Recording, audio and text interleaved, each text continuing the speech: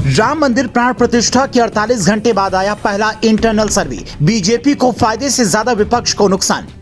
ममता बनर्जी ने छोड़ा साथ, केजरीवाल भी होंगे किनारे। अखिलेश का सब्र टूटते ही गठबंधन में होगी बड़ी टूट। मोदी के हाथों उद्घाटन, शंकराचार्य का विरोध और विपक्ष के बायकॉट पर हुए सर्वे में जनता ने दिया गजब जवाब। 22 जनवरी को भगवान राम की आंखों पर बंधी पट्टी खुली और 24 जनवरी को विपक्ष में हाहाकार मच गया। 48 घंटे के भीतर ही एक ऐसा इंटरनल सर्वे सामने आया जिसने विपक्ष के बड़े बड़े नेताओं को हैरान कर दिया।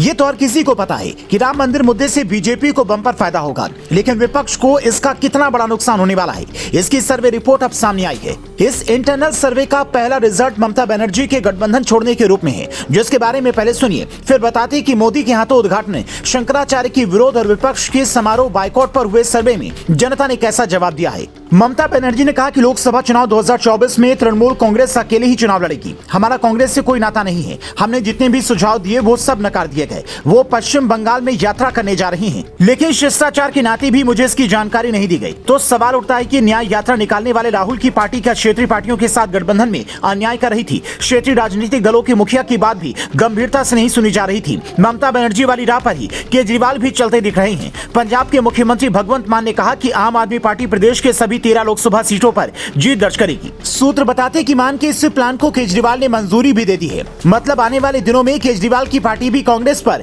अड़ियल रवैये का आरोप लगाकर गठबंधन से किनारा कर सकती है। यही हाल अगर यूपी में भी रहा तो अखिलेश यादव को भी गठबंधन से दूर जाने में देर नहीं लगेगी, क्योंकि वो बार बार यही कह रहे हैं कि सीट शेयरिंग पर बात जल्दी होनी चाहिए, जबकि कांग्रेस का पूरा ध्यान भारत जोड़ो न्याय यात्रा पर है। कई राजनीतिक विश्लेषक कहते हैं कि राहुल गांधी की न्याय यात्रा से कांग्रेस को फायदे की उम्मीद नजर आ रही है, लेकिन राहुल को यह आभास नहीं था कि इससे गठबंधन टूट भी सकता है, क्योंकि बड़े बड़े नेता अब यही सलाह दे रहे हैं कि न्याय यात्रा विपक्षी इंडिया गठबंधन के बैनर तले निकाली जानी थी, न कि कांग्रेस के बैनर तले। चूंकि कांग्रेस पर पब्लिक का भरोसा पहले से ही कम है, तो 2024 चुनाव में किसी चमत्कार की उम्मीद कम है। राम मंदिर उद्घाटन के तुरंत बाद एबीपी वोटर ने सर्वे किया तो चौंकाने वाले नतीजे सामने आए। 51% लोगों ने कहा कि राम मंदिर से भाजपा को बड़ा फायदा होगा। 33% लोगों ने कहा कि कोई फायदा नहीं होगा। 52% लोगों ने यह माना कि शंकराचार्य का विरोध बेवजह है। 54% लोगों ने कहा कि विपक्ष ने बड़ी गलती की है। हालांकि 22% लोग ऐसे भी हैं जो विपक्ष की इस बात से सहमत नजर आए कि राम मंदिर उद्घाटन का प्रोग्राम एक राजनीतिक कार्यक्रम था, इसलिए विपक्षी नेताओं ने जो किया वो सही था।